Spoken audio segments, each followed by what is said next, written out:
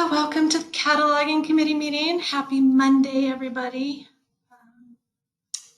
Hope that your Mondays are starting out smoothly. A little hectic here, but it's always good to be busy, so that's good.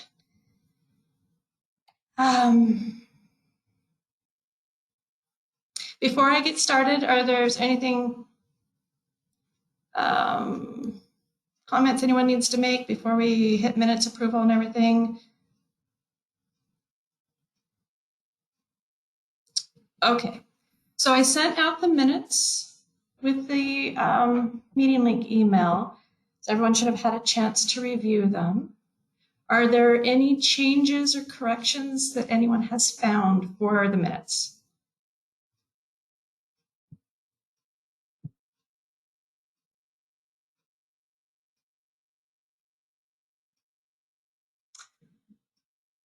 So you guys can hear me, right? Not talking to Yes, myself. Elaine, we can hear you. Thanks, John. All right, so I'm taking by the silence that there are no corrections. So will somebody move to approve the June 7 meeting minutes from the Cataloging Committee?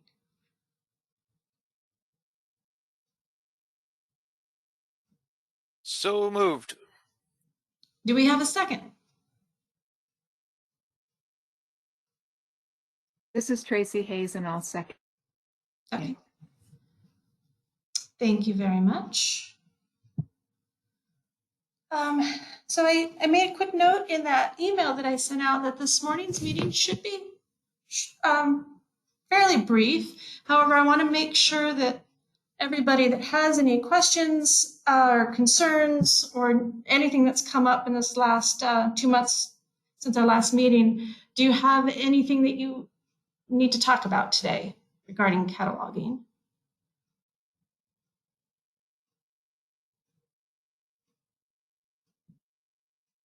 It's been smooth sailing. Okay, so here's a random question. Has anybody had their library COVID rules change in this last week? For LeGrand, since we're city department, they're following the state guidelines. And our director just posted a sign saying masks are recommended, however, not required. And we are providing masks and, of course, sanitizer. We have not put our plexi barriers up again. What is everyone else doing?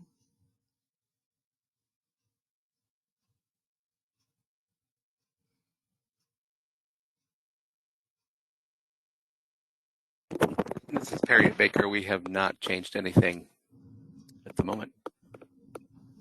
Okay. I kind of assumed that's where everybody was. Ours,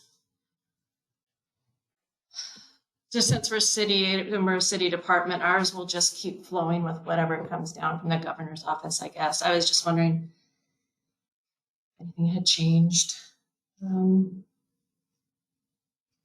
Well, since there are no, and I'll give you guys a chance if you think of something, cataloging questions that you want to talk about at the end of the meeting before we wrap up, we'll get back to them, but we'll start with the new business. In June's meeting, we talked about using the fixed fields to select the age requirements, and there was some discussion on how patrons needed a broader search. And Beth was kind enough to incorporate these new search, and she did send an email out about it, so everyone probably has seen it, but I'm just going to show you. Under the library search, the very top, you'll see under Sage Library System, there's juvenile materials, easy, young adult, large print, adult materials, videos excluded. So those are broad categories, and the items that show up in the searches are filtered based on shelving location, not the audience field. They're based on shelving location. So hopefully that will give patrons and staff some opportunities for some broader searches. Did anyone have any questions about that email Beth sent out? Or Beth, did you need to clarify anything? If you're here. No, I thought it was a good explanation, Celine. Okay.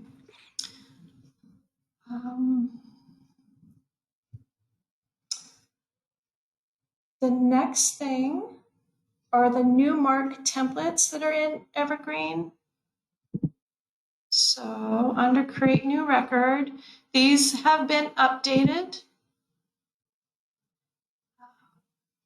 The library of things is still under construction. They're still tweaking a few things on that, but feel free to use these templates. There are a few differences that Beth, so there's we would describe to them a couple things that are different on these.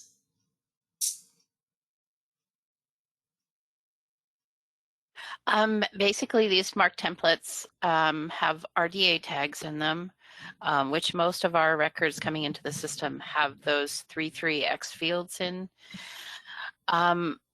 currently, and that's what we're trying to use on a consistent basis in our system. This particular record is coded for book. The other thing that this record, all of the templates have, is the 599 field that says original record needs review. And this allows us, especially for catalogers at the Cat 2 level and newer catalogers, it gives us an opportunity to make sure that the record's complete. And doesn't need any additional tweaking. So those are the basic differences. And then the ELVL is different, right? Oh, thank you for reminding me about that. I did forget. Yes, this is because for years and years, this encoding level has been K, and a switch was made, I believe, by OCLC, that they were dropping the K.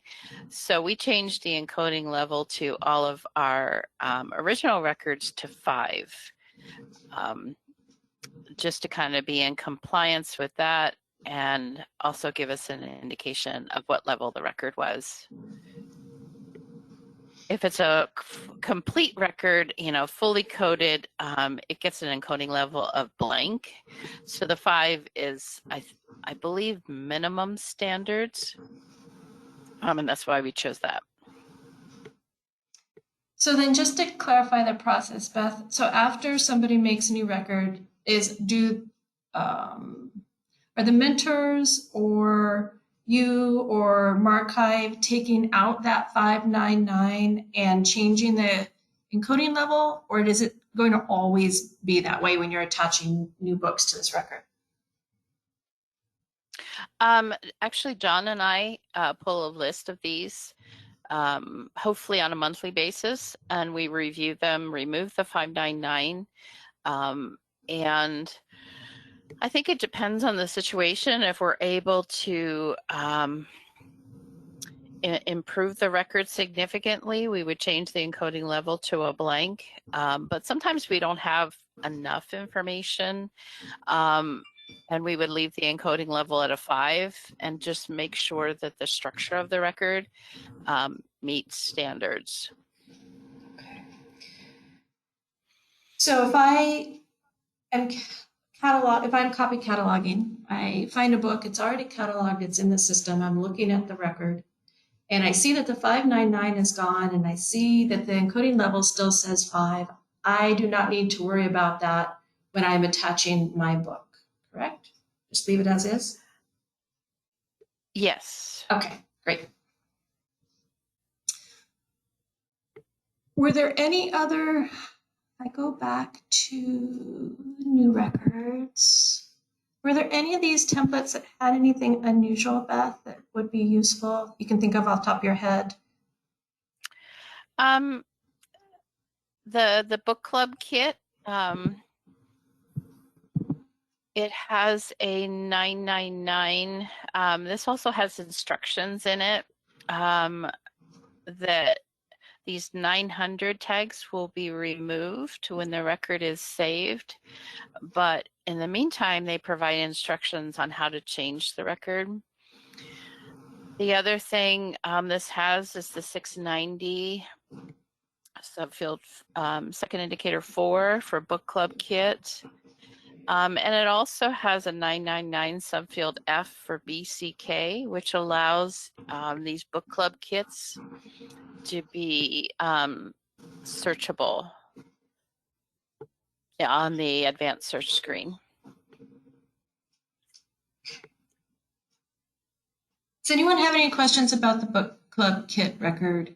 Does anyone use this that's at the meeting today?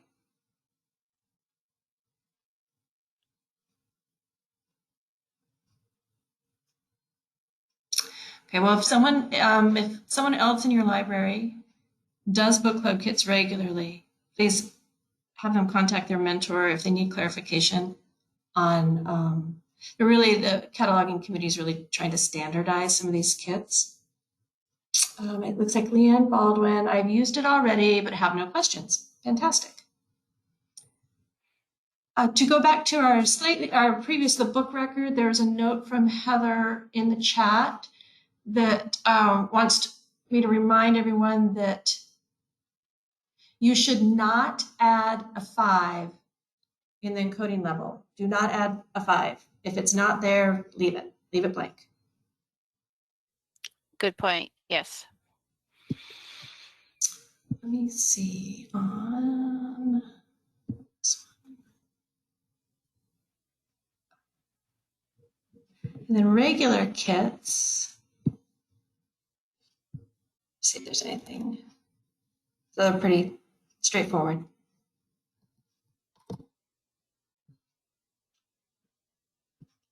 And as I said, the Library of Things is in process. So if people have questions, just go ahead and contact your mentors on those. If you need to get something cataloged today or tomorrow or before that template is fully functional, just contact your mentor. Any other questions on the templates before we move on to the next topic?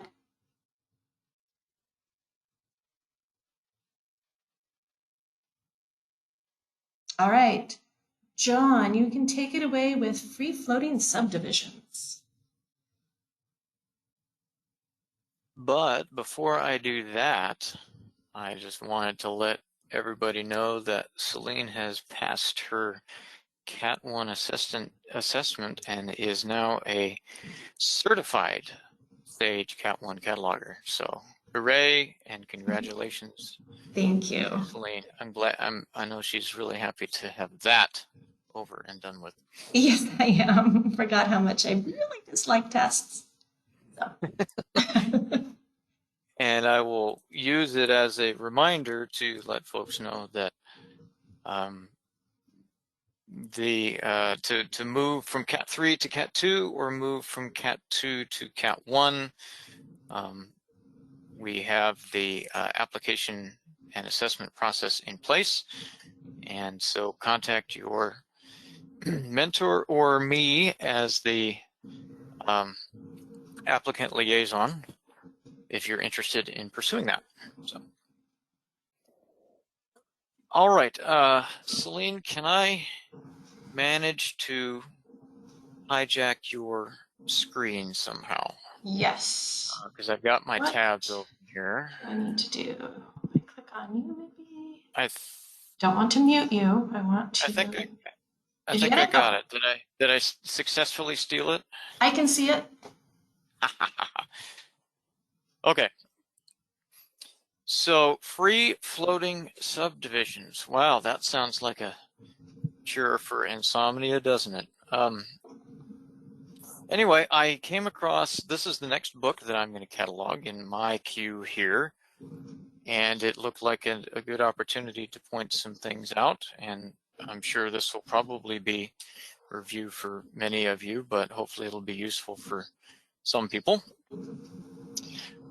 This book that I've got here is called The Woman's Hour, The Great Fight to Win the Vote. And I'm going to look at Leanne's lovely record here and go down to the subject headings.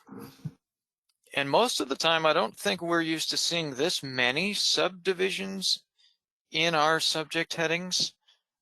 So this record has certainly a few free-floating subdivisions, and we're going to not spend a whole lot of time but we're going to just look at this first subject heading here. It may be a little small for some of you. Let me zoom in a little bit. This 650 is Women Suffrage, United States History, 20th Century. So if I were a good cataloger and I wanted to make sure that this was a legitimate subject heading, I'm going to head over here to the Library of Congress page, and I'm going to put all of these terms and do my subject search, if I can remember them. Women, suffrage, United States history, 20th century. Women, suffrage. By the way, you don't need to put the hyphens in when you're searching. Those of you that have probably been doing that for years are like, oh, so much wasted time. Women's suffrage, United States history, 20th century, right? Yeah. Okay, so I'll do my search. Okay, so now I have an authorized heading here for women's suffrage, United States history, juvenile literature, not what I want. And I see the one that I want, it's up here, but it's not authorized. There's no red tab over here on the side, even though there are 21 records attached to it, interestingly enough. Okay, so let me go back a page, and I'm going to go down to the bottom here. And I can see I have some authorized headings here, Women's Suffrage United States History, as well as Women's Suffrage United States. And I imagine if I go on up the chain, I'll have one for women's suffrage and of course for women. So here's trap number 1. All right, I don't have the heading I want, so you know what? I'm just going to go with this one right here, since I know it's authorized, and I'm just going to leave off the 20th century subdivision, because this is not authorized, but women's suffrage United States history is. So I'm just going to delete this chronological subdivision and then call it a day, right? No, I am not going to do that because this book is scoped right in the middle of the fight in 1920 in the 20th century. So I need that subdivision. So what do? I am going to see if it is a free-floating subdivision. Free-floating meaning, well, let me just read the definition for you here. The term free-floating refers to a form or topical subdivision that may be used under designated subjects without the usage being established editorially. So it's not an authorized heading, but I can still use it as a free-floating subdivision. And this sheet that I'm looking at right here is H1095. You can find it by Googling it, but I will have links to all of the documents I used today in the minutes for you. And this is a 63-page document with all of these free-floating subdivisions in them. Now, for those of you that appreciate good irony, I love it that in this document, the 2 typos are both under the term accidents. That is just wonderful to me. I love that. This accidents right here should have a subfield X and doesn't, and there should be a space here under this one, and they are not there. Anyway, so I'm going to reference this sheet here to see if there's a way that I can add that chronological subdivision that I want onto this subject heading. So I'm just going to scroll down here and see if 20th century, oh, now it starts with A's. It doesn't start with numbers. So here's trap number 2. Ready? I don't see it in alphabetical order here. So that must mean that I can't use it. Right? No, you should probably look under T's. No, it's not there, but that is the first thing I'm going to do. T for perhaps, maybe it's under 20th century. Let's go down here. Now, I don't see it down here. Darn. So that means I can't use it, right? No, use the search in the There browser we go. feature. There we go. Yep, Perry beat me to it. So I have two matches for 20th century here. And you can see the first one I have here is 20th century being used exclusively under history, which is also a free-floating subdivision. Surprise. And you can see here, it gives you the context how you are supposed to use it. Subfield X, which is a topical subdivision, history. Subfield Y, which is a chronological subdivision, 20th century. Use under names of countries, cities, etc., individual corporate bodies and underclasses of persons, ethnic groups, and I love this, and topical headings. So basically it says use it here, here, here, here, and everywhere else, as most subject headings are authorized topical headings. So if we look at our subject string, Women, Suffrage, United States History, 20th Century. So it's being used under a topical heading, Women, Suffrage. It's also got the geological subdivision, United States. So we are actually using it under both contexts there. That is how we were able to use this free-floating subdivision here in this record, even though it is not an authorized subject heading here in Library of Congress.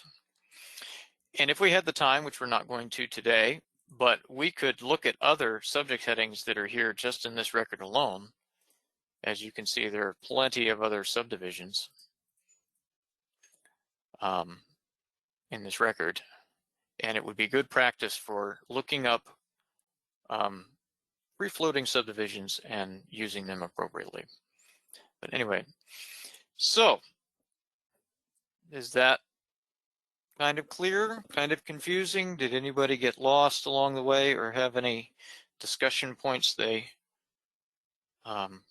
wanted to bring up when it comes to free-floating subdivisions? That was very helpful. Thank you. You're welcome.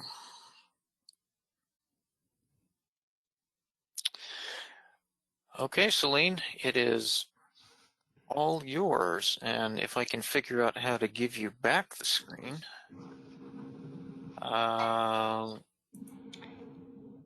It's okay if you can't, I don't think. Let's see, maybe. Okay, let me see if I can take it back. Oh, Can you there see you are. it? I stole it back. Okay. So thank you, John. That was actually very helpful. When I was, last time I was on that page, I didn't see the search bar up in the upper left corner. So there you have it. And there was a chat also in here. Heather said she usually just Googles free-floating subdivisions when she needs it. So she gets to, do you get to the same place, Heather? Or is it a different site that you're using? No, the first result is always Library of Congress. Oh, very good. But John has been great about getting all of his links in the meeting minutes, so you guys will have access to those. And if a month from now you don't have the meeting minutes anymore, you can go to the SAGE webpage, view them from there, and find the links also. One thing I forgot to show, but I'll include the link in the minutes. I won't demonstrate it or anything now, is that occasionally there are changes to the free-floating subdivisions from Library of Congress, and they have a page where they show what changes are in the process and have been made. For example, they just made a recent change under the literatures free-floating subdivisions. They changed Persian authors to Iranian authors, as that's a little bit more clear. And so typical things like that, and they have a page here where they document that, and I'll include that link in the list for those of you who are so bored that you want to see what the new subject headings are. Are there any questions for John from anyone on this? All right. Are there any questions? That was it for our agenda. Those were the only items we had. Does anyone have anything cataloging related that they wanted to discuss or ask questions about?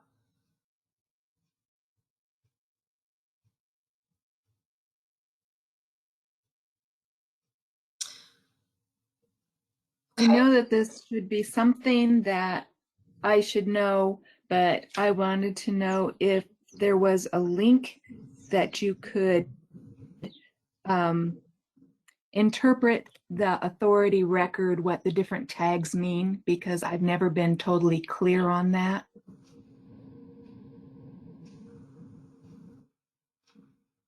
Meaning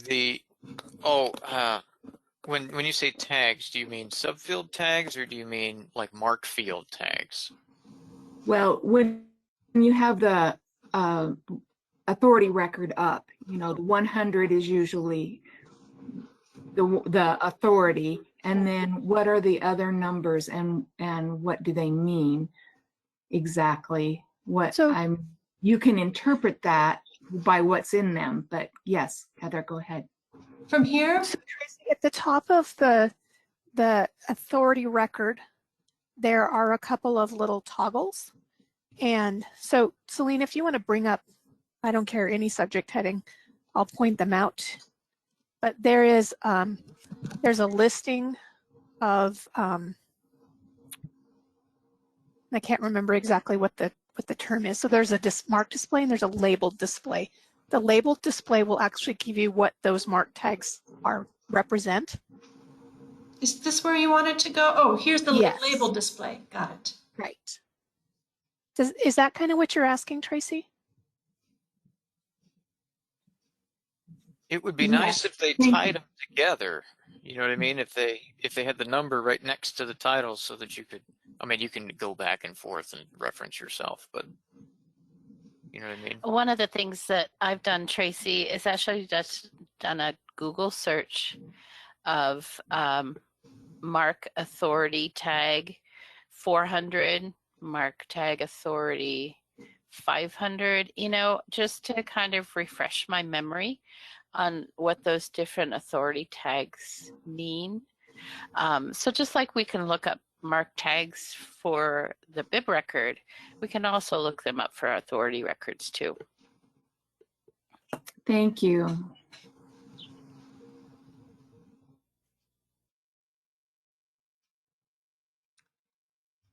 Any other questions like that?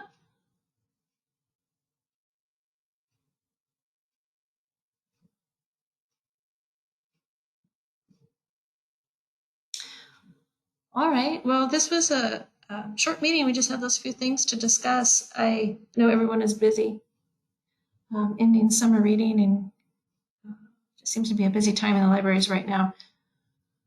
But I want to, so I know it's difficult for people to attend these meetings, trying to keep them as short as possible so people can get them worked into their day.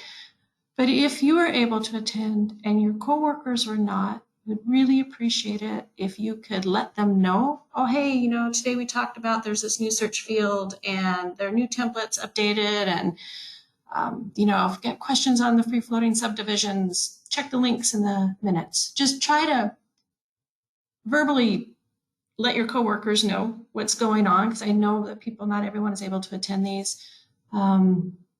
Remind them to look at the minutes. John's been doing fabulous minutes with lots of details. So if you don't have time to listen to the recordings, you know, just glancing through the minutes can help you find information.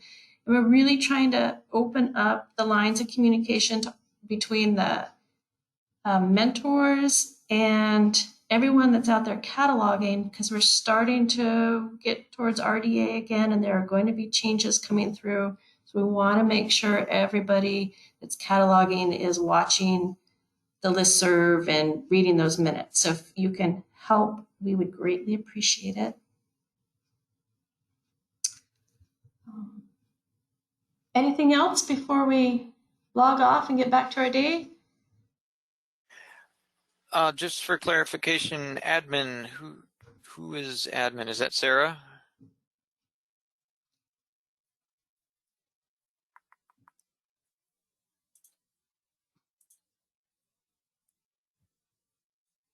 Anybody know? Was anyone logged in as admin just for our meeting notes? If you can unmute or chat and let us know your name so we can get it into the minutes.